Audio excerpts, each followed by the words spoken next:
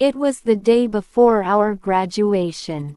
Since classes were officially over, Kira invited me out for one last, best friend, date.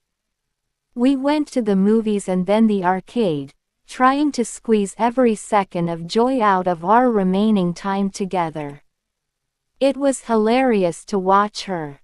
Kira, the campus, tough girl, and basketball star, was absolutely terrified of horror movies.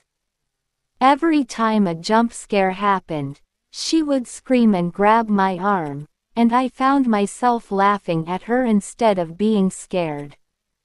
At the arcade, we were competitive, racing in Fast and Furious and battling in combat games. Eventually, she won a plush toy from the claw machine and handed it to me with a triumphant grin. I was glowing with happiness. But then, Kira's expression shifted. She became uncharacteristically serious. A deep blush crept up her neck. "Leanne," she began, her voice steady but low. "I think it's time I told you how I really feel. I like you." The world seemed to tilt on its axis. My heart soared and sank at the same time. "Like, as a friend," I stammered, my brain refusing to process it. "Like a person." She looked down, her face turning even redder. "No, I like you romantically, Leanne. I'm in love with you."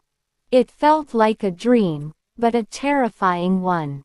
Immediately, the voices of my parents flashed through my mind, their prayers, their harsh words about people like that, the judgment of the world. My hands and feet went cold. Instead of the joy I expected to feel, a wave of pure, paralyzing terror washed over me. I felt like I was about to burst into tears, but the fear turned into a defensive anger. "Kira, stop joking," I shouted, my voice cracking. "Are you making fun of me? Are you pranking me? Stop it. We're friends, just friends." I didn't wait for her to respond. I couldn't look at the shock and hurt on her face. I turned and ran, my vision blurred by tears, leaving her standing alone in the middle of the arcade. From that moment on, everything changed. On our graduation day, we walked across the stage like strangers. There were no more jokes, no more shared juice, no more protective glances. We became two people who didn't know each other at all. And just like that, she was gone from my life. 2 years have passed, and I finally saw Kira again. Not on a crowded street corner or a humid subway station, but on a massive, glowing screen. She was everywhere. A commercial model, a rising actress, a singer with a voice that felt like a haunting memory. It was as if she had finally unfolded the wings she'd been hiding all those years in college. She was a star now, brilliant and blinding.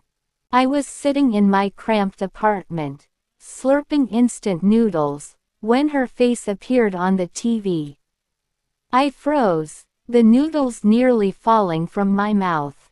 Here I was, still the same nerd, still hiding behind thick glasses, now a corporate slave barely a year into a soul-crushing job. And there she was. "Kira," I whispered, my voice cracking. Tears began to blur my vision. God, I was such a fool. I looked at my reflection in the dark TV screen, tired, plain, ordinary. I wasn't even at the level of the dust on her shoes. How could I have been so arrogant, so cruel, to reject someone like her? Ever since that day at the arcade, I'd cut all ties. I deleted her number. I changed my path.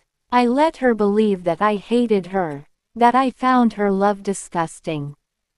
I buried my face in my hands, my forehead resting against the cold kitchen table. Memories came flooding back like a broken dam. Her smile when she'd hand me my favorite juice.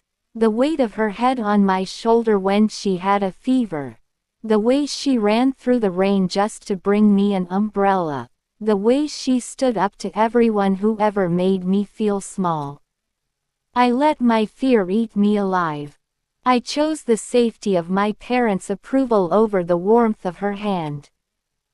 Kira. I sobbed into the empty room. Now, she isn't just socially out of my league, she's in a different universe. She is a goddess worshipped by thousands, and I am just a ghost from her past. How do I even reach you now, Kira? How do I tell you I'm sorry when the whole world is standing between us? Maybe I'm dreaming, maybe it's true.